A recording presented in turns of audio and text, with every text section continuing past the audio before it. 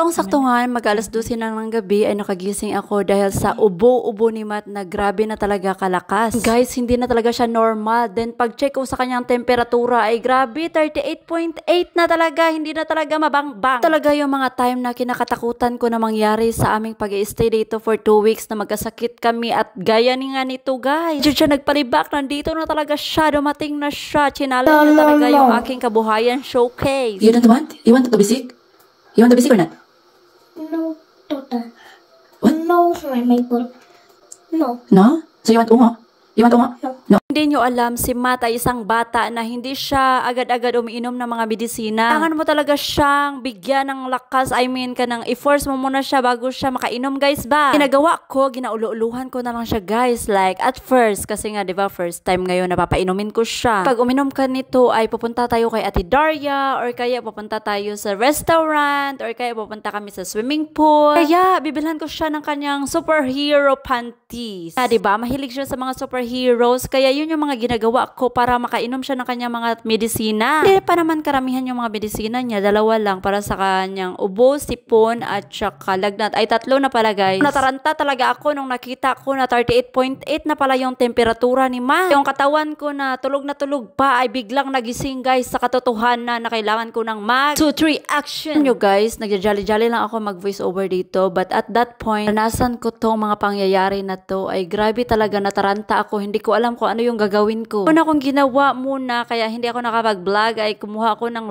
bempo. Yung ginawa kong bempo is yung boxer ni Tata. Ay, yun na yung una kong nakuha, kaya binasa ko na at nilagay ko na sa kanya mga kilikili, sa kanya mga kasakangan, kung saan tumatago yung mga maiinit. Tanyo naman yung fish lock niya na napakapula kasi nga 'di ba grabe, sinalubong talaga ako ng 38.8. Di na dyan mabangbang. Guys, lahat ng tao natutulog, wala akong makakapitan. I mean, wala akong makakausap. Anong gagawin ko, ganito ganyan. Ginawa ko, nagchat-chat ako kay Ate Nieva or kaya kay Tata, nagbabaka sakali na magre-reply sila sa akin. Of course, nag-ask na rin ako kay Ate na kung meron siyang time or hindi ko kasi alam kung may doktor bukas. As far as I know, yung doktor namin, pediatrician namin ni Matt at saka kay Lily, wala silang pasok Saturday, Sunday. Tapos kung pinainom ng gamot si Matiti, ay pinainom ko rin siya ng maraming tubig. Kasi nga, di ba sabi nila na maku-cool down daw pag papainumin ng maraming tubig. Pape-pray na talaga aketch na hindi magiging 39 guys o kaya pumunta ng 40. Gumising ako, ay nagkurog-kurog na talaga siya. Especially hindi ko na turn on yung heater. Pastila na. Kasi tinorn on kagabi bago kami natulog kasi hindi naman masyadong malamig. Pero pag alas 12 na ay grabe, sobrang lamig. Tapos ayun si Matt, nanginginig na sa lamig. Meron kasi siyang nararamdaman kaya nanginginig siya. Mainit yung kanyang katawan tapos malamig yung paligid. After half hour nga na pinainom ko na siya ng kanyang gamot para sa lagnat ay kumalma-kalma na yung kanyang temperatura. Instead na 38.8 guys, kumalma na siya. Naging 38.5. Pero 38.5 pa rin kaya kinakabahan pa rin ako. Mga oras na to, ayaw na niyang munang matulog kasi hindi rin siya nakakatulog dahil sa kanyang ubo. Ginawa ko, naglaro na lang kami nitong binili ko last time, assemble.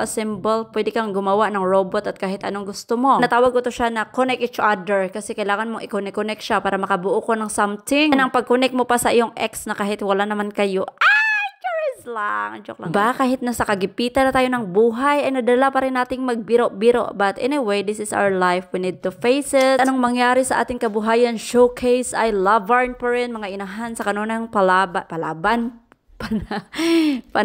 Alas 4 na nga ay bumaba kami dito ni Lily. Gumising na pala siya. Nilagay ko na siya sa kuna. At saka si Matt naman yung nasa taas. Natulog ulit siya. Parinig nyo man yung kanyang mga ubo ngayon. Kasi nga guys, nandito ako. Nagbabantay bata 1 to 3 habang nagvo-voice over. As always, gumagawa ako ng apoy dito sa aming fireplace. Kasi ito yung nagpapainit ng aming kabuhayan. First, nag-imbak na rin ako ng maraming kahoy last time kung sa nakikita nyo. At malapit ko na siyang mahap. Ko rin naman siya mapuno-puno dahil lagi rin akong nagsunog everyday. Panan nga pala namin na makalat aming sala kagabi kasi nga guys, di ba nagsimula kagabi yung kaniyang lagnat, sipon, ubo. Ano siya inutusan na maglinis pa ng kanyang mga kalat kasi nga naawa naawa na ako sa kanya. Ang hiling ko lang talaga sa kanya ngayon ay ma-okay na siya, maging healthy siya, at next time na kami mag-fight about sa kanyang cleaning. Ang bahala, Mati, sa lahat. Basta maging healthy ka lang, ganon. Healthy naman si Mati, inaaway ko siya. Lagi ko siyang sinasabihan, clean up. But ngayon na nagkasakit na siya, na para na siyang itoy, is pinapaupo ko na lang siya. Wait ka lang dyan at bibigyan kita ng pagkain, inom ka ng gamot mo, pero kailangan talaga inumin mo yung gamot kasi yun yung pinaka-importante para feeling better. Kasi ako mapakali na nagkasakit si Matt ngayon, iba kasi talaga yung kanyang paghinga. Guys, every time na nagbe-breath siya, humihinga, ay merong tunog. May ubo-sipon pa siya at tsaka may lagnat. Kahit anong gawin ko, talagang tinitingnan ko siya lagi, inoobserbahan, chinecheck yung kanyang temperatura. Natatakot ako, baka mag-40, like tinatawag nila na convulsion yung. Guys, I don't know what will I do if it will happen to me because I don't know how to call a taxi. My goodness, tabang Lord. But I know how to call my neighborhood. Charis. Guys, alam mo ba na yung neighborhood namin, sabi niya, anytime daw, pwede ko siyang tawagin. O, diba? Sana namang kailangan ko ay nandyan lang daw siya. Oh, alam niyo na. Joke lang. Naman, nababae yung tinutukoy ko, no? Si Pani Anya, yung naghatid kay Matt. Ako dati ay mga sila guys, yung mga hindi sila ganyan. Pero mali pala yung impression ko. Mababait pala sila, guys. Bakit kasi ako mag-approach sa kanila? Kasi kaibigan kasi sila ng ex ni Mihaw. Tapos, pag tumingin sila sa akin, ay head to toe. Ewan ko bakit ganon. Basta yun yung pagtingin nila sa akin. Hindi ko na lang sila pinapansin. Pero nag-regret naman ako at saka nagsasmile. Like, hindi talaga like normal. Hi, ganito, ganyan yung guys sa atin ba na kapag nakikita, kuan kayo. Like, parang mga bata ba pag nakikita. Hi, ate! Hello! Kamusta? Makita ko sila, sinasabihan ko lang sila na Dzień dobry, meaning good morning. And after that, wala na. Bye. Tapos, sa aking mga pagliligpit doon sa kusina, narinig ko na si Matt na tumatawag. Gusto niya daw mag-ihi. Nga ako, bakit pa niya ako tinawag? Meron naman siyang diaper kasi nga galing siya natulog. Pero ayaw niya kasi guys, pag nagigising siya, tapos gusto niyang magpipi, ay napahubad niya sa akin yung kanyang diaper at gusto niya talagang magpee sa kanyang mini toilet. Of course, kailangan na naman nating i-check yung kanyang temperatura kung na-okay na ba or the same pa rin kasi kinakabahan ako sa kanyang lagnat, guys. Uy, tapos yung ubo niya pa. Mamaya, tatawag na ako ng 911 ambulance, come over. My son is sick and we don't have anyone here. Diba? Mag-unsa ng taan mag-rap-rap ng taan But anyway, guys, nagkalma-kalma na siya, guys. Hindi na talaga 38.8.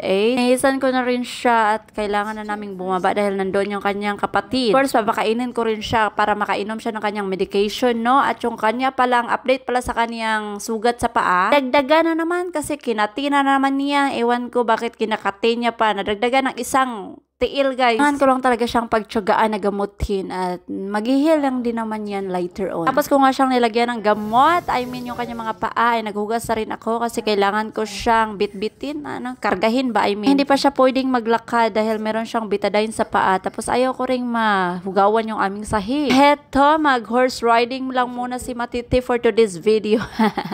Bitaw, guys, kailangan ko siyang piggy ride.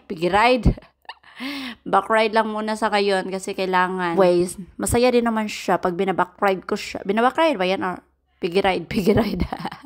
Nakapagpainit din naman ako sa fireplace kaya hindi na to siya masyadong umuubo-ubo at saka makaka-feel ng lamig kasi hindi naman masyadong malamig dahil nakapagpainit na akech ng aming bahay. Bigyan ko nga siya ng pagkain na hindi na siya masyadong kumakain, guys. Napaka-arte niya na today. At least kumakain siya ng kahit 1-2 hungit lamang tapos binibigyan ko siya ng ibang kainin like cereal and milk. Ayan, favorite niya yung cereal at saka milk. Kaya nga natapos na siyang kumain, kailangan niyang uminom ng kanyang mga gamot. Pala na gamot sa lagnat ay strawberry flavor. Tapos alam nyo naman na favorito yan ni Matt kaya iniinom niya lang ng kusa. Of course, masaya ako pag umiinom lang siya ng kusa ng kanyang mga gamot, no? Hindi ako nai-stress. Huli talaga ay magaganyan lang siya the rest of the mga medisina kung meron man kaming doktor ngayon. Kaya nga natapos na ako kay Matt, dito na naman ako kay Lily kasi nga guys, gisubawan siya. Meron na siyang sipon tapos tulo ng tulo. Na nga hindi to siya mahawaan sa sakit ni Matt, ubos sipon, lagnat. Kasi nga dalawa na talaga sila pag mahawaan pa tong isa. Of course, hindi ako pwedeng magsakit-sakitan dito kasi ako yung ugat. Paano na lang kung magkasakit kaming tatlo, no? Hindi ako pwedeng ma-weak. Kailangan strong.